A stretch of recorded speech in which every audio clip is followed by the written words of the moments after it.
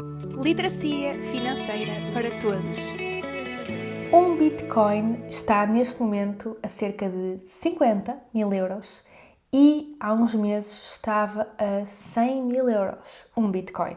E eu decidi trazer este tema para este episódio porque o que acontece é que as pessoas falam muito, há alturas em que se fala muito Bitcoin. Nas notícias, nos jornais e até há quem diga que quando estamos no cabeleireiro e o tema é Bitcoin, então é a pior altura do mundo para comprar, porque basicamente no fundo é quando o Bitcoin está em alta, quando está a atingir máximos históricos, é que se fala muito nas notícias, já há muita euforia à volta do assunto. Só que o que acontece? Nos momentos em que se fala muito é porque o preço está muito elevado. Hoje em dia, quando há notícias sobre Bitcoin, quando saem notícias de Bitcoin, é dizer Bitcoin está em queda este mês, que eu não sei quanto. Só que essas notícias é mais só para aquelas pessoas que são mais, digamos que, céticas em relação ao Bitcoin, que dizem assim, estão a ver, olhem. E basicamente andamos muitas vezes nestes dois limbos, das pessoas que são muito céticas a dizer, estás a ver isto aqui, olha, ainda vai cair mais e, olha, é terrível. E do outro lado temos quase às vezes que parece uma religião de Bitcoin, que eu acho que isso também não faz sentido, ok? Nem os céticos que nunca estudaram sobre criptomoedas, sobre Bitcoin na vida e dizem que não presta, sem nunca ter estudado, ok? Sem qualquer tipo de fundamento por trás. E também não acho certo, aqui certo entre aspas, porque quem sou eu, não é para julgar o que é que seja, mas também acho que não é a postura mais correta a religião Bitcoin, aquelas pessoas que defendem que Bitcoin é o Deus dourado e enfim, não é? Então, tudo que é extremismo na vida, regra geral está errado, não é? Tudo que é extremo, seja para um lado, seja para o outro, regra geral, não é? Está exagerado. E pode haver ali um pingo de uma venda nos olhos e de algo que as pessoas não querem mesmo ver e algo que não querem mesmo acreditar. Enfim, e hoje trouxe este tema precisamente por causa disso. Porque é precisamente nestes momentos, nos momentos de queda, nos momentos em que o Bitcoin está a cair, e por acaso há analistas que defendem que até ao final do ano ainda vai cair mais um bocadinho, mas é precisamente nestes momentos que nós devemos estudar Bitcoin, ok? E que devemos ponderar comprar quem quiser, quem assim achar que faz sentido. Por amor de Deus, não saiam deste episódio e correr Bitcoin só porque me ouviram dizer aqui A, B, C ou D, ok? O que eu defendo sempre, em primeiro lugar, é literacia, é aprender sobre os assuntos para que as decisões que tomamos sejam sempre informadas, ok? Por acaso, até me lembrei agora de contar algo que eu vi num podcast que eu gosto muito. O podcast chama-se Os Sócios, é do Brasil, ok? E os hosts do podcast são o Bruno Perini e a mulher dele, que se chama Malu Perini também. E houve um episódio, e só dar-nos também um bocadinho de contexto, o Bruno Perini, ele tem cursos online sobre Bitcoin e é muito defensor de Bitcoin. E eu lembro-me de ouvir uma vez num episódio ele a comentar que, curiosamente, olhando para as turmas que ele vai fazendo desse seu curso focado em Bitcoin, nas alturas em que Bitcoin atinge o pico, portanto, em que Bitcoin está com um preço muito lá em cima, a nível, comparativamente aos preços que já teve historicamente, é quando entram mais alunos nas suas turmas. E quando o preço está em baixo, que curiosamente, lá está, seria o melhor momento para comprar, é quando entram menos alunos para o seu curso. Então ele nota numa discrepância entre o número de alunos de cada turma que é inversamente, entendem, ao que deveria acontecer. E ele disse isto, eu já não faço ideia em que episódio foi, nem em que contexto foi, mas lembro que ele disse isto e me ficou gravado, porque é mais uma prova, sabem? É mais uma prova de que as pessoas acabam por agir muito na euforia. Quando muitas pessoas estão a falar sobre a mesma coisa, quando o Bitcoin está em alta, lá está, há muito aquele medo de ficar de fora, o famoso FOMO, e é nesses momentos que há uma procura muito grande para aprender sobre o tema e para comprar Bitcoin. Mas, neste episódio, estamos aqui para contornar um bocadinho isso, ok? Lá está, se este episódio saísse no ar no momento em que Bitcoin estava em alta, de certeza que ia ter mais visualizações. Será que no podcast também se chama visualizações? Se calhar é mais reproduções. Mas teria mais, entendem, do que no momento atual, que é um momento bem mais interessante, na verdade, sobre aprender sobre estes temas. Vou dar aqui um bocadinho da minha opinião pessoal sobre o tema, que é, eu defendo que Bitcoin é um ativo super interessante para se ter numa carteira diversificada. Com isto, eu não quero dizer que é para ter 50% Bitcoin, ou se quer 40% ou 30%, mas há pessoas que faz sentido 1%, outras 2%, outras 5%, outras 10%, outras nada, vai depender muito de cada um. Isto porque é um ativo muito volátil, então quando alguém investe em Bitcoin, tem que ir com o mindset que o Bitcoin tanto pode valorizar 10, 20, 30, 40, 50% num ano, como pode cair 10, 20, 30, 40, 50% ou mais num ano, ok? Portanto, é um ativo que historicamente oscila muito o seu preço. Então já temos que ir mentalizados que quando virmos uma grande queda acontecer, não significa que está tudo perdido e que foi uma péssima decisão termos investido em Bitcoin, ok? Faz parte, é normal. Por acaso até há uma estatística que diz que na história do Bitcoin, alguém que tenha mantido Bitcoin por 5 anos não perdeu dinheiro. Então, quem aguentou esses momentos piores que o Bitcoin já teve ao longo do caminho, que fazem parte, mais uma vez aqui frisando, não houve ninguém que tivesse mantido Bitcoin durante 5 anos, independentemente do dia em que comprou, ok? Nasceu, digamos assim, em 2008, portanto tem cerca de 18 anos, atingiu agora a maioridade. Alguém que tenha mantido durante 5 anos não perdeu dinheiro. E porquê? Vou dar também aqui um bocadinho dos meus motivos e porque é que eu acredito nesta proposta.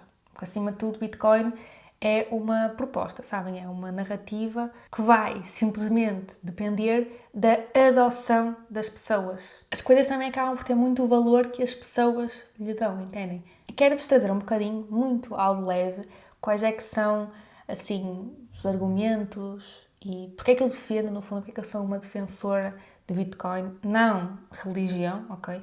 Nem em percentagens astronómicas de peso no nosso portfólio, mas um bocadinho de exposição. Durante muitos anos, sempre que nós falávamos de dinheiro, falávamos de algo controlado por uma entidade central, bancos centrais, governos, bancos, e isto não é algo necessariamente mau em tudo, porque o facto de ter uma entidade central, um sistema financeiro tradicional por trás, tem vantagens, tem segurança, tem regulação, tem proteção, tem mecanismos importantes, só que também tem problemas. As moedas tradicionais, como o caso do euro, podem ser criadas em enormes quantidades.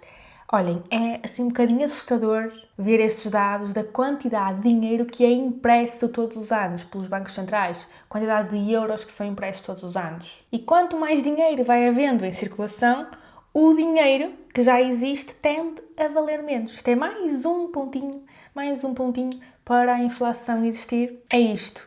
E até é um jogo um bocado ingrato, não é? Pensar assim, fogo, então imaginem que só existia 100 euros no mundo. Depois haviam 10 pessoas, cada uma tinha 10 euros. E agora as pessoas iam vivendo e tal, e depois de repente um banco central lembrava-se assim, não, agora vamos imprimir mais 100. E depois essas 100 usava lá como é que fosse, para, enfim, alguma empresa, algum serviço do Estado, alguma coisa, o que fosse. E nós ali com os nossos 10, que tínhamos 10 em 100, que era bastante interessante, tínhamos 10% da riqueza, não é? Do nada já existem 200, então nós passámos, assim, sem controlar, sem fazer nada, passámos de ter 10% para ter metade, 5%. Então isto é o que acaba por acontecer. Hoje em dia, estas decisões monetárias estão dependentes de instituições e pessoas. E às vezes há interesses por trás e isto passa-nos completamente ao lado. O Bitcoin foi criado um bocadinho como resposta a isto. Já agora, para quem quiser aprofundar sobre o assunto, até porque eu estou aqui a dizer que é importante vocês estudarem sobre o tema, eu recomendo imenso vocês lerem um livro que se chama O Padrão Bitcoin. Eu vou escrever na legenda do episódio para não haver dúvidas sobre o título, sobre o autor. O autor, eu até podia tentar pronunciar, mas é um bocado difícil. Mas eu vou tentar. É Saifedean Ammous. Pronto. Saifedean Ammous. Se calhar devia ter logo soltado, nem devia ter nada a dizer. Mas pronto, é um livro muito bom. Começa pela história do dinheiro e depois vai para o Bitcoin. Algumas características assim do Bitcoin. Só vão existir 21 milhões de Bitcoin. Tem uma escassez programada. Ninguém pode imprimir mais. Imagina o ouro, não é o ouro físico, mas desta vez é digital. A questão do ouro é que é difícil de encontrar e também torna o ouro um bocado mais valioso por causa disso. No caso do Bitcoin, no seu próprio código tem lá escrito que só vão ser emitidas 21 milhões de Bitcoin e ponto final. Não quero entrar em muitos detalhes técnicos, porque senão este episódio iria ficar gigante, mas hoje em dia já existem cerca de 20 milhões e 500 mil Bitcoin em circulação e a última Bitcoin estima-se que por volta de 2140 já estejam os 21 milhões 100% emitidos. Portanto, é um dinheiro digital que não tem dono e essa é uma das principais magias, o facto de não haver nenhuma figura central por trás. É escasso de propósito e, acima de tudo, o valor do Bitcoin vem da confiança e vem da adoção. É como o WhatsApp. Quanto mais gente usar o WhatsApp, mais útil o WhatsApp se torna. E quanto mais útil, mais vale. É uma espiral, entendem? Quanto mais pessoas confiarem, mais pessoas passam a usar, mais a aceitação vai sendo universal. E a verdade é que, se nós olharmos para a história, já houve muitas evoluções e muitas revoluções, não é? Houve a Revolução Industrial, houve a chegada da internet, redes sociais e inteligência artificial. Cada nova revolução que há, se repararmos bem, não há retrocesso. Só vai ficando cada vez mais intensa e mais profunda a sua utilização. E isto acaba por dar um bocadinho de pensar, que é, qual é que é o cenário que pode acontecer ao Bitcoin que faça com que do nada haja um retrocesso? O que é que pode acontecer para que as pessoas digam assim, não, afinal o Bitcoin não presta, vamos todos vender tudo, vamos todos deixar de usar, e nesse cenário então ele iria tornar-se menos útil, menos valioso, com menos confiança. Só que é difícil pensar num cenário desse, sabem? E se nós olharmos para toda a história do dinheiro, mais uma vez recomendo mesmo que leiam aquele livro do patrão Bitcoin, o dinheiro sempre evoluiu. Começou por gado, já foi a simples troca, ou seja, não havia mesmo a moeda, era simplesmente se eu era agricultor e produzia arroz e outra pessoa milho, nós trocávamos. Então havia só estas trocas. E como eu estava a dizer, já foi gado, já foi sal, e aqui uma história engraçada, curiosa. Há quem diga que a palavra salário, hoje em dia, veio já dessa altura, já do latim, quando o sal, há muitos anos atrás, era usado como meio de troca, houve uma altura na história em que foi usado como meio de troca, como forma de pagamento, em várias sociedades, até porque era algo bastante útil para conservar alimentos, para temperar, para preservar. Então o sal já foi, numa altura, usado mesmo como meio de troca e pagamento. E há quem diga que hoje em dia o salário vem daí, vem do sal dessa altura. Muito engraçado. Já foi a prata, tivemos também o ouro. Agora depois passámos a ter mesmo as moedas emitidas por entidades centrais e passámos a ter assim o dinheiro físico, as moedas e as notas em papel. Depois foram os cartões de crédito, isto agora é mais recente, temos agora MBWay, já cada vez menos se vê o dinheiro físico. E quem sabe, não é? Há quem defenda que o Bitcoin pode ser um próximo passo. Não se calhar enquanto eu e tu estivermos vivos, mas talvez os nossos bisnetos. Não sabemos. Esta ideia agora pode nos parecer um bocadinho estranha, mas a verdade é que a moeda, hoje em dia, da forma como tudo existe, traz muitos problemas. Assim como no passado, quando já foi o gado, quando já foi o sal, o ouro, a prata, houve problemas e foram aparecendo soluções melhores e depois tudo depende do que é que a sociedade como um todo faz, sabem? Tudo depende se há adoção, se há confiança ou não. É isso, acima de qualquer coisa, que vai acabar por ditar se há uma mudança estrutural na forma como as coisas acontecem. Mas o curioso, e era muito isso que eu queria focar, é que alguma vez houve, ou não, um retrocesso numa evolução histórica. É difícil, sabem? Por isso é que também é difícil isso acontecer ao Bitcoin. Até pode nunca ser moeda de troca, ok? Ou pode ser algo que demore, sei lá, 500 anos, mas há cada vez mais adoção, sabem? Quando nós vemos, por exemplo, Portugal a legislar as criptomoedas cada vez mais, e quem acompanha a minha newsletter, onde eu partilho lá as notícias principais da semana no setor económico, tanto de Portugal como do mundo, vê que meia volta a escrever lá, e agora o governo português, há mais uma nova lei sobre as criptomoedas, lá. Isto acaba por ser um bom sinal, porque os governos têm que estar atentos a isto, e cada vez há mais pessoas a adotar, e isto também não pode ser, não é, todo aí um campo de boxe, é preciso haver ordem e leis sobre vários temas, e então acaba por ser um bom sinal, sabem? Quer dizer que a adoção está, de facto, a aumentar. Mais uma ou duas características, só, e depois para finalizarmos. É uma proteção contra a desvalorização do dinheiro. O euro perde valor com a inflação, o dólar. O Bitcoin foi desenhado para o contrário. Foi desenhado para ter um comportamento diferente, que vai ter outro tipo de acontecimentos que impactam o seu valor diferentes do euro, do dólar, do ouro. E acaba por funcionar aqui um bocadinho como uma forma de nós diversificarmos o nosso portfólio. Para tentarmos que, consoante o momento do mundo que estivermos a viver, temos ativos que se comportam de uma forma, as ações, obrigações, imobiliário, e termos aqui as moedas digitais a ajudar a equilibrar um bocadinho a carteira quando outros ativos não estiverem a colaborar tanto. Mas sem esquecer que Bitcoin é um ativo de risco. Eu vejo o Bitcoin como uma pequenina parte de um portfólio. Para quem estudou, ok? Para quem percebeu os riscos e acredita, no fundo, que pode fazer sentido ter exposição a uma reserva de valor digital, o Bitcoin, escassa, descentralizada. Ninguém sabe o futuro, ok? Eu não sei o futuro, tu não sabes o futuro. Se alguém disser que sabe o futuro, é mentira, não sabe. Tem uma crença sobre o futuro, mas ninguém consegue dizer com exatidão o que é que vai acontecer no futuro. Mas eu acredito no potencial do Bitcoin e que merece ter um lugar, ainda que pequenino, numa estratégia de investimento com foco no longo prazo diversificada. E quando nós decidimos investir num ativo, há algo que nós temos sempre que pensar, ainda para mais Bitcoin, que já sabemos à partida que é um ativo volátil, onde nós vamos observar grandes quedas. O mais certo de acontecer é nós observarmos as quedas, ok? Então tens que pensar, se tu visses o preço do Bitcoin a cair 50%, amanhã, o que é que tu fazias? Tu vendias tudo o que tinhas? Tu compravas mais?